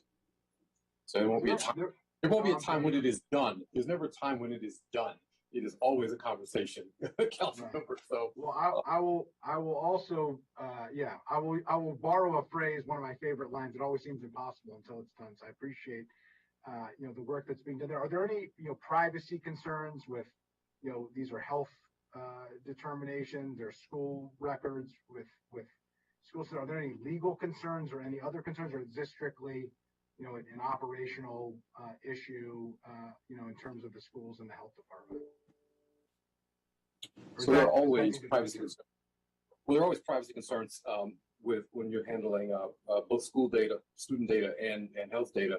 But we have had those conversations over the months because we have been, as I said earlier, we are working jointly with them around some of the contact tracing pieces of this. They do send us information as part of our plan for over to public health with those names and that information. So it's those aren't obstacles. I will say it that way at this point that we're seeing at this point. And if I can add to that, public health law does allow us to investigate outbreaks. And so anytime there's a reportable disease, we as public health are allowed to get that information, to share the information between the individuals, the agencies that are reporting it, and to then contact any of the exposed individuals who are there. So the public health law already allows us to do all those things. That's right. It's encouraging to know that it's doable, and appreciate the fact that those conversations are happening. Please do keep us apprised of that. And if there are needed resources from the council, certainly you've heard it yesterday, today, and in the months prior that we're here to provide support, as it's needed. I'll just make a plug on this, and I'll move on to my next question. And Council President Albornoz noted this, and nobody knows these partnerships better than you do, Mr. Hodge, given your role in the food distribution process, since our community partners played such a pivotal role in that and continue to play a pivotal role in that. But they can really help with this, particularly with language and cultural competency. And so I hope that as these conversations are happening with contact tracing, when we think about how do we do it with limited resources and limited personnel, and how do we do it, frankly, with limited capacity to meet the language and cultural needs of our community, that we really double down on those community partners, because I do think that they're positioned to do it. And I understand there's probably some legal, challenges there that have to be worked through, because working for the health department and having access to investigate an outbreak versus being a volunteer is a different animal. But to the extent practicable and possible, I hope that you'll hone into those partnerships as greatly as you can. Absolutely. Appreciate that. I just wanted to shift on the virtual learning aspect, and obviously this is something that continues to be a question. And is it possible to identify when now that this is being done on a case-by-case basis, which seems to be a best practice at this point? I appreciate the fact that there was a pivot on that. I think this is a crisis where pivots are required. And and I don't think, those should be punished necessarily. But given the fact that it is a case-by-case basis, I do think the communication, the transparency for the decisions are really important. And Councilmember Jawando, his line of questioning of, what is going to be used to determine these, how are they going to be decided? And, that really helped. But I do think having some way of identifying this school is being shut down because of X. It's an operational staffing issue. It's an outbreak issue, and having, whether it's a category or, a practice where there's an explanation, I do think that level of communication and transparency, not just what the decision is in a timely manner, but why the decision is being made. If there's a way to formalize and operationalize that in a reasonable way, obviously you can't explain every single decision in every single moment in real time. You're making thousands of decisions a day, but I do think it would go a long way to build community trust and allow people to understand, why they're being asked to do what they're doing. Thank you for that, Councilman Friedson. And I will, what you said is exactly spot on. And as we develop these processes, our community members are our best informers. I will say it repeatedly, the power of that team represented at every school has been a phenomenal resource to us. Because yesterday when we went through the process of discussing with the teams what schools were prepared to switch to virtual and why, the teams came back and said, we think it's important for us to now share with our community what the data is that led to this decision. And that was great. And it came back to the point of who needs to know why and how do you build the context? Because of course, in that school communication, not only are they able to share the data, but they can share some of the main points of how that data is contextualized and them needing to have these considerations for how they can or cannot operate in a normal in-person environment. So I wanted to share that as an example. Ms. Rubin, any additional things you wanted to share about the process in response to Councilman Friedson's question? Sure. Thank you, Dr. McKnight. The only other thing I will share is that in the individual school community communication, we do outline for our parents, our caregivers, community members, the metrics. So just what we said, we tell them exactly where they stand, their student absenteeism, staff unfilled vacancy, COVID-19 identification, bus transportation. There is a table that's included in that community message where they get their data, and we're very transparent. We also include the date that we pulled that and how we based our decision, and then we remind them about the community meeting and some of the outcomes of that stakeholder input component. So in terms of a full-facing public document, I think that's something we would continue to discuss internally, and certainly take Dr. McKnight's leadership around what that might look like. Well, I just appreciate you honing in on this, because not everybody can show up to a community meeting. So, and I know you understand that, and given the school system that you lead, appreciate that. But obviously, communicating directly at the community meeting is great and is a huge benefit to those who can make it. But for those who can't, making sure that it's in multiple languages, making sure that it's accessible, making sure that there are, mechanisms there, and I think understanding and empowering as you make these decisions on a school by school basis, which I think is appropriate, but understanding the communication probably needs to be thought through on a school by school basis to understand what are the outreach and communication needs, having a base level, a minimum standard of here's what every parent, every family needs to be aware of, every staff and educator needs to be aware of, and then how do we make sure everybody gets it, which is, it's one thing, to state something. It's another thing for someone to hear and listen and understand something. And so I just, less of a question than a follow-up statement, so to speak. But I appreciate you, figuring out a way to formalize and include that. Speaking of the virtual question, there's just been a lot of misunderstanding of what this actually means. And I just think this is a good opportunity today to explain operationally what it does mean. There was the state delegation meeting and the county executive and representatives from the executive branch said certain things were reported. There's a lot of misunderstanding, I think, among families of, what does it mean, just operationally for, a family, an individual student to be going virtual? What does it mean for a school to go virtual? Could you just explain that in kind of basic terms of, what that looks like for a student individually and for, a school more broadly, just to make sure everybody's on the same page? Because I think we're all saying things and using different language, and I think sometimes we've caused a little bit more confusion than we've solved. And it's not just the school system. I want to be clear. That's all of us in government and in leadership positions. So if you could just clarify that, I think it'd be helpful. Thank you.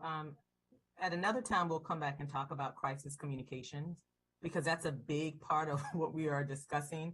Our communication structures have never existed to address this type of crisis, and managing through it, and then learning from what our community says and how they respond and give feedback has been a huge part of this. And so I just call upon that flexibility that we've tried to have in hearing from them and adjusting, and what we need to do moving forward that will look different in managing that. So I just wanted to frame that. And Dr. McKnight, I would just say county government, we could say the same thing, quite frankly, and council member and GO Chair Navarro has certainly spoken to this quite a bit during the pandemic, as we all have. So I 100% agree and hope that we can come back to a school conversation on crisis communications, how the county can support you in that, because I do think there is a significant county role in that, that you can't be doing this and shouldn't be doing this on your own. And county government needs to continue to have this conversation, because we were caught flat-footed when it comes to reaching residents in the midst of a crisis of this scale. So sorry, go back to your point, but I did want to note that it's not unique to the school system, unfortunately, in that respect. Oh, thank you so much for that. I really appreciate it. And I look forward to us working together on this opportunity. Rochelle, I'll come back to you on this one. If you could just speak to two things. Speak to our virtual platform that is available for individual students that we just put out to families so they can make that individual decision, and then the process for the 10 days transition to virtual for a school. Sure. So I will, I think I heard, just to try to be very concise so that everyone gets an understanding. So the transition, it's 10 calendar days. In the collaborative meeting, we identify the day that the school and students will go to the virtual platform, and the day that they will return to the brick and mortar space, so that that's clear. There's one asynchronous day that allows for families to make some pivots and shifts. And it also allows for our teachers to do preparation around the technology and to really be prepared to continue their synchronous live instruction throughout the remainder of the days. So students are logging on, they are following their current existing bell schedule, and they have access to their teacher of record that is teaching live and continuing the instructional process that they were engaged in while they were in brick and mortar. And then once they transition back to the brick and mortar space after the 10 calendar days, they're still following their same bell schedule. So it really is the difference between being virtual for 10 days at home and then returning to the brick and mortar space. And we're hoping that within that time, some of the operational difficulties, the continued testing, engaging in the identification of the infectious process will allow for us to stabilize. And then we continue to monitor. They get right back into the cycle. We're continuously looking at the data to monitor where schools fall. And just so I can understand, is this the teachers are using, Zoom or the digital platform like they did previously, or there are cameras in the back of the room that are allowing them to teach the class as if students who are in it, who are logging in and interacting and watching virtually? Yes, exactly. Students have access to their one-to-one technology Chromebooks that we've provided in Montgomery County. So that was another upgrade that we were able to make from when this first happened. Students are given the links. They have access to their Canvas page. Parents have access to the Canvas page and the parent portal, so they can actually go in and see the assignments, see everything that's happening. And the teachers have access to all of the technology that we've afforded them in Montgomery County Public Schools. So they're teaching, they're able to do breakout sessions, they're able to do focus, the new focus feature. So it's actually, we've made some tremendous upgrades.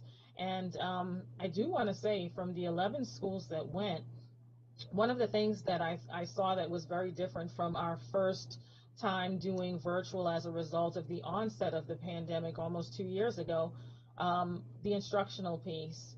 We heard from parents and from teachers that they're much more comfortable with the virtual teaching. Instruction was happening. We had our curriculum folks visiting some of those classrooms to make it, give input and feedback. And so we feel like so far the experience has been a good one as far as accessing the instruction and having all of the necessary technology to do so. And that speaks to the full school option when a full school goes in, like the 11 schools, as you mentioned. Can you just quickly explain similarly how that differs, or how similar it is to the individual student in quarantine instruction? So the individual student has the ability to has their one-to-one technology. So they're signing on to their Zoom link. They can do that through, it's usually the teacher will put a link in the Canvas page. They're able to do that. They have their ID. They have all of the technology that they need. They sign on, and it's they go from class to class. They're following their bell schedule for the day, which is really great because some schools are making minor tweaks, especially for our younger learners, understanding that they need a little bit more of an extended break time.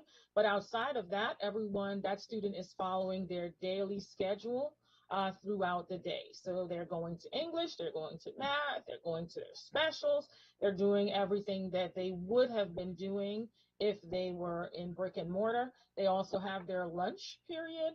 And as I mentioned earlier, we have the box lunches that are being made available to all of our students if they need that as well. Right. And so today we have the capacity, technology, staffing, et cetera, to be able to do that, within the obviously you said there's a 24-hour period in the full school option in order to kind of get your sea legs, so to speak, which, I can understand, but I just want to make sure, we have the capacity to, as an operational conversation, operationally, we have the capacity to kind of flip the switch with, assuming there's a 1-day period to adjust. Is that accurate today? Yes, that is accurate. And when we did it with the first 11, there were little to no technological issues. My colleague Stephanie Sharon is on, and she's over technology. They make sure that the teachers are trained. They have everything that they need. So it's the flip of a switch. Everything is ready to go the very next day. Yes, I just to add to what Ms. Rubin just shared, she's absolutely correct. So we are in a very good place technology for either when we're dealing with a quarantine situation where it's just certain kids, or if we're dealing with a full school or a full class. We also have backup technology to support students and families and staff if anything breaks. Another component to share that we are doing to support families from a technological lens, and we have to shift into this environment, is when we have that transition day, as we're calling it, to get ready. One of the things the technology team does is when we have the list, like, so for instance, the 16 schools that were identified, we blast out a communication that can be accessed in all 7 of our languages to every individual email that we have for every family in the school that contains the following. 1, all of the credentials for their student to be able to log into the accounts to access their Zooms and their Canvas in case the child forgets or the parent is there to support. We also have provided in that information all of resources for parents, again, accessible in the 7 different languages, as well as information for a hotline that is available in both English and Spanish for any community support that is needed with the technology. Additionally, during that transition day, for the staff lens of support from a technology perspective, is that we set up multiple Zoom sessions throughout that transition day for students to be able to jump on with a technology instructional specialist who can provide them support in the shift to virtual. And sometimes that support could be, I have a document camera and I forget how to set it up at home and I just need to help figuring out how to do that, to a more platform-based questions of, I have some questions about how to use this particular software. I don't remember, or I've never been trained on it. Can you help me because I want to make sure that my lessons are interactive with the kids? So we provide that professional learning as well throughout the process, but particularly on that transition time to make sure that our instruction is the best quality instruction we can provide, and that we're also supporting our families in being able to engage their children with the technology. Appreciate that. I got a text message just now reminding all of us that not everybody, particularly parents and grandparents, have access to email, and so the school system considering WhatsApp or other platforms as you look at not just different languages but different mechanisms to communicate with residents. I just wanted to put that out there, whether it's WhatsApp or some other one. I know that WhatsApp has been an incredibly effective tool for a lot of our communities, particularly those who are international, since it is it transcends continents in many ways. Just a final question here. Yesterday we heard about the request for 190,000 rapid kits every other week. Hopefully we'll get an answer to that in a reasonable time frame, which we would appreciate. I know that needs to be thought through and worked out operationally, and so we'll get some grace there on that, but appreciate that request. I think it's a very important one and hope it will be prioritized. But specifically, we've heard a lot of feedback after that conversation yesterday related to the substitutes that we talked about earlier, and there was a good conversation about that, so I won't ask other questions related to the substitutes, but there has been a question of access for substitutes and how they actually obtain the rapid test. And so if you could just quickly share what that process is for substitutes to be able to access the rapid test through the distribution that you have set up, that would be helpful. Thank you. Dr. Dawson? Hi, good morning, everyone. Yes, so we actually had put aside at each school the ability to pass out for long-term substitutes. We had direct numbers for that, and any extra that they needed to provide for substitutes coming in.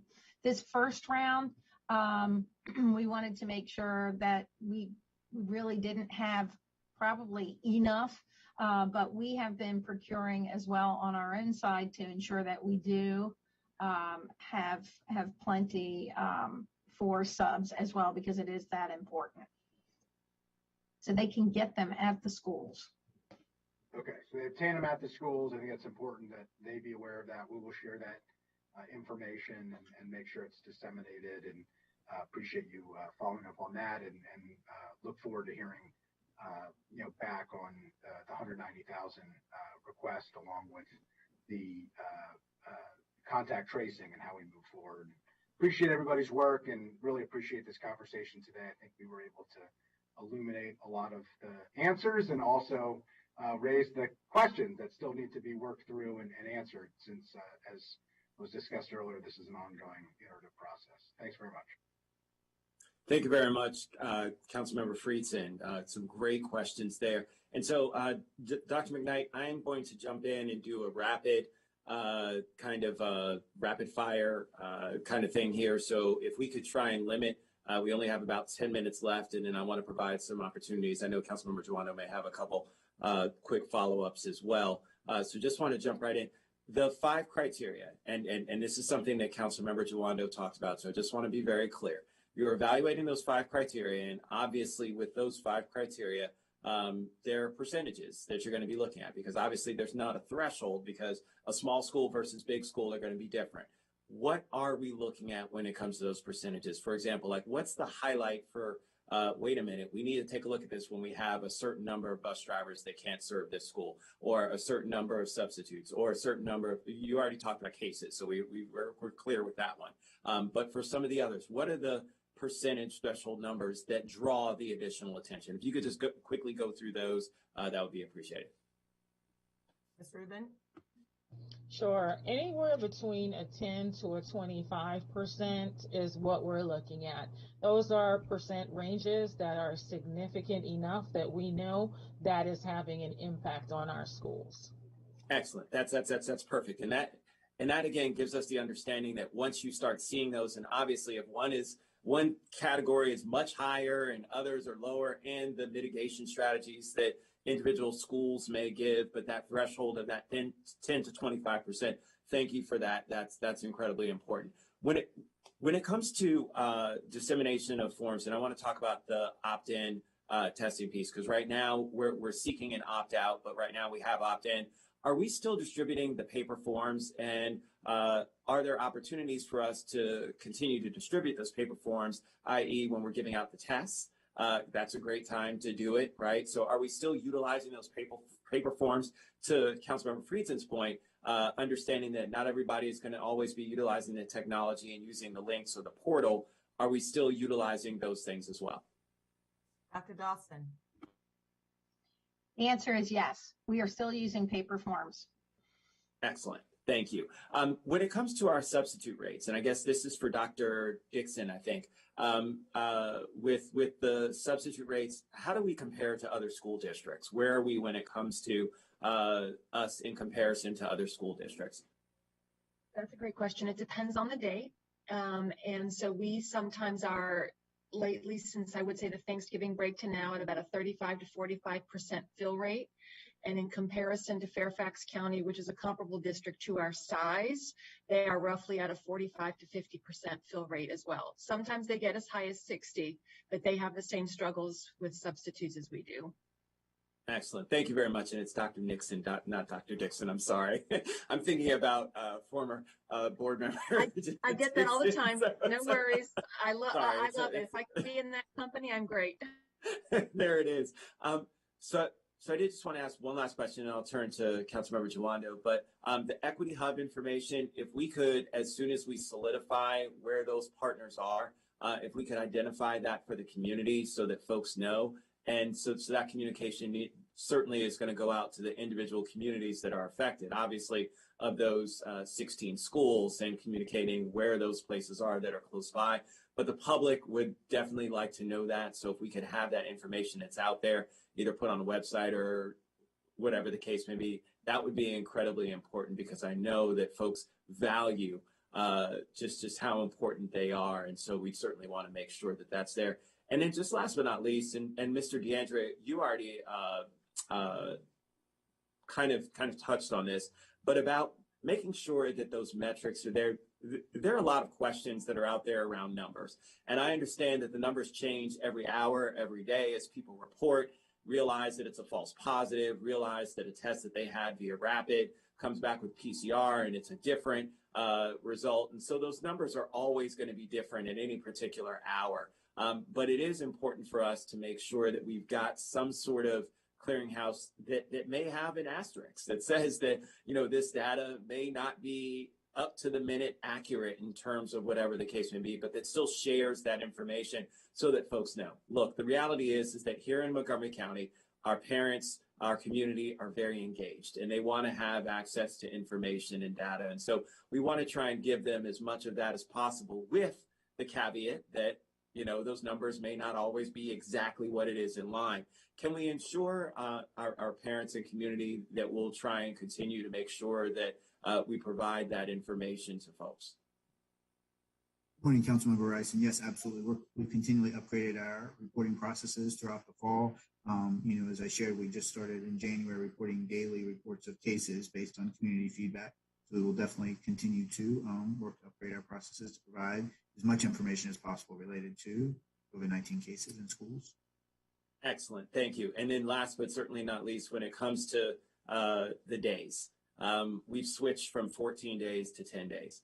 And so I'll ask Dr. Bridgers, Dr. Kroll, you, Dr. McKnight, whoever on staff, why the switch from 14 to 10? And I'm not complaining. I'm just asking.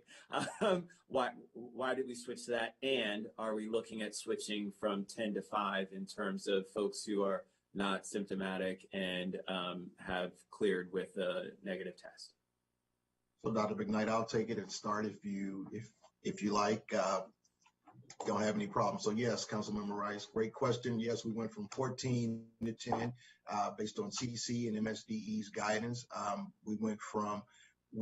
We are holding at 10 because of high transmission, because the case rates are so high, because we know that folks, even the American Medical Association suggested in rebuttal to CDC's recent guidance that 34% or more individuals are still infectious after 10 days. So for those after 5 days, I should say. So in summary, we're holding at 10 until our case counts go down, our test positivity rates go down, and we can make sure that our students are safer. Thank you very much. Excellent. Dr. McKnight, you had a clarification about students going virtual. Absolutely. I just wanted this question, and thank you, Dr. Bridges, for that. I did want to say, again, coming back to fluidity in this process, if we get to a point in which we feel like we can have students go to a 5-day quarantine and isolation, and we are not there yet, of course, we'll go back and revisit the entire switching to virtual timeline so that all of these pieces are matching up together. The one clarification I wanted to make, because Councilman Friedson and I believe Council President Albornoz brought this up, and I want to make sure we are all clear on this. There is the option for individual families to be able to have students go online and participate virtually in their schools with an excused absence if they do not feel comfortable until January 31st. For elementary students, they have the option to be able to access on-demand video screencasts through Canvas. And for secondary students, they have the option to connect with their teachers individually, modeling the quarantine. It's really accessing the quarantine program where they're going to be able to zoom into their classes for live streaming. So again, for any family or student who does not feel comfortable during this navigation of the Omicron variant, they have that option. They can call the school. They will be provided an excused absence, and they can again receive that virtual learning platform, making that individual decision as a family up until January 31st. And we're going to revisit where we are with the variant on January 31st to then determine if we need to extend that if necessary. Thank you. Thank you. Councilmember Jawanda. Thank you. That was actually going to be the subject of my question, just to make sure that you cleared up that and everyone knew what was available. As far as if you had an immunocompromised or for whatever reason you're not comfortable, you can participate in the virtual with an excused absence. And that do we have any early numbers on who's taking advantage of that right now? Ms. Sharon, do we have any numbers on that, or Ms. Rubin? Because we just started it on the 8th. Yesterday. Yesterday was just, I had to think about what day and it what's was. What's the process, for notification, how are parents to sign up for that? And I don't even know if I saw as an MCPS parent an email or text message. Just if you could just explain how that's working or will work or is working. Ms. Rubin, you want to share the process? Sure. Thank you. The first part is that that's really happening at a school level. So we talked about it at our last board meeting where we explained the new Quarantine TV for our elementary program and the live streaming, which was already in place as of the 18th, I believe, for our secondary program at the school level. And we're in the process of sending some communication, by the way, to our schools to guide them around the absences and how that should be identified in our system. So we're doing that. The school is identifying by really having some direct contact with parents so that they can make that distinction between a student who's actually on quarantine and experiencing COVID-like symptoms versus a student who has some anxiety or fear about coming to school.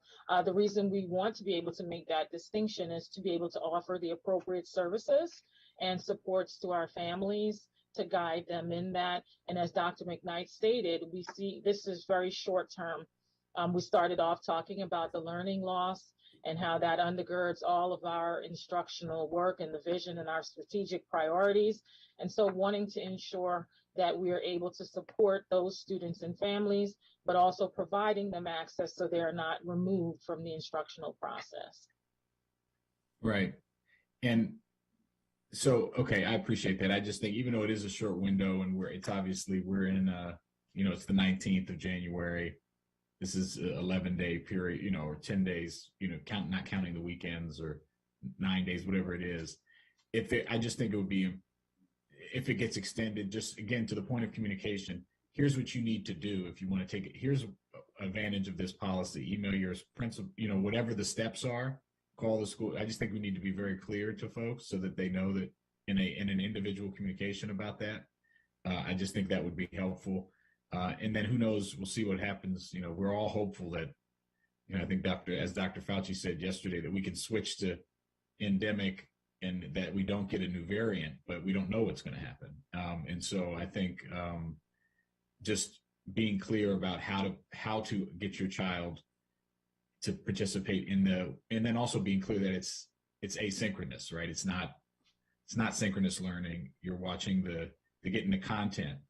So I just think a communication on that will be helpful and about what it is and how to do it. And in addition to, because I know yesterday we were all consumed with the new schools that were switching to virtual. So I just think that might be helpful, but thank you very much. Thank you very much, Councilmember Duando. And so we have some things that we'd like to follow up on. I will ask staff to try and schedule another meeting, possibly in the next 2 to 3 weeks, so that we can come back and discuss how things have been with the asynchronous learning, with some of the plans that we've had in place, whether or not there's a time for us to consider moving from the 10, as Dr. Bridger said. Hopefully, fingers crossed, knock on wood, whatever it is that you need to do, hope and pray that we see the continued decrease of the Omicron variant cases at this point and can get us from that 10-day window to the 5-day window. I think that that's incredibly important as well, but also, as Dr. Bridger said, to do so safely. I really want to thank each and every one of you for your continued commitment to our schools, to keeping our schools open, to keeping in-person learning. I want to reiterate that is the value that we know we hold as the ultimate achievement for us. We want to make sure that that continues to happen for each and every one of our students, but that we do so safely. And so really all of the mechanisms that we've put in place have been able to achieve that to this point. So I just really want to say thank you to all of the partners. I want to thank all of my colleagues on the Education and Culture Committee, as well as Council President Albornoz, Councilmember Katz, and Councilmember Friesen, who attended today. And I want to just wish all of you guys a very safe and supportive remainder of the week. And we look forward to following up on many of the questions, comments, concerns that we have, and being able to make sure that we're doing everything we can to support our students, support our teachers and staff and administrators in our schools and our greater community. So thank each and every one of you. Take care, and we are adjourned. Miles at a time. It's a great example of technology, ingenuity, harnessing our resources to help for the common good, but also it's a great economic driver for the county. Montgomery County is the world headquarters now of phage therapy with adaptive phage therapeutics, and our plans are to commercially launch right here in Montgomery County. And then you've got this great company and who's helping them logistically set up their space. Certainly, so Facility Logics are experts at managing the building of these specialized facilities, and Pat and her team have that expertise to guide us through this process. It's just an example of the ecosystem of businesses, particularly in biotech and biohealth, that are just exploding here in the county. Both companies say Montgomery County is an ideal location for many reasons. Having a very highly skilled, highly qualified workforce like what you have here in Montgomery County is critical. And also there's so much of the industry here. I mean, really, that's the reason. We're close to the FDA. We're close to the National Institutes of Health. We have Department of Defense labs like the Walter Reed Lab in Bethesda, and it's, I think, one of the best places in the world to start up a biotech company. The science and the products that these companies are developing. Re-engineered lungs, which one of our clients in Silver Spring, United Therapeutics, is very involved in. You know, these are products that may be the only kinds of treatments out there for patients. By far and away, most of our clients are in Montgomery County. And when it comes to what motivates each of them, it's an amazing story about how adaptive phage therapeutics came to be. My father, who is chief of laboratory biochemical genetics at NIH, started doing research in the 1960s on a virus that would kill bacteria. And he developed an idea for the use of these viruses to treat bacterial infections that were not responding to antibiotics. We started the company. We were able to license the technology from the Department of Defense, which originally was developed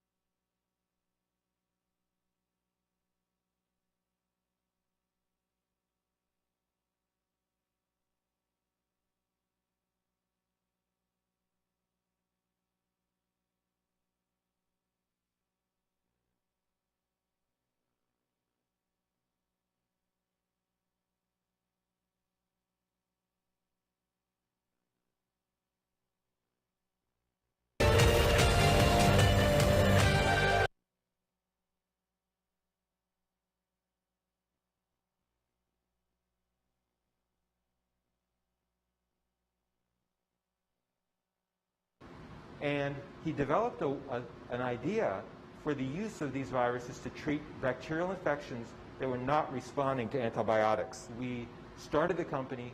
We were able to license the technology from the Department of Defense, which originally was developed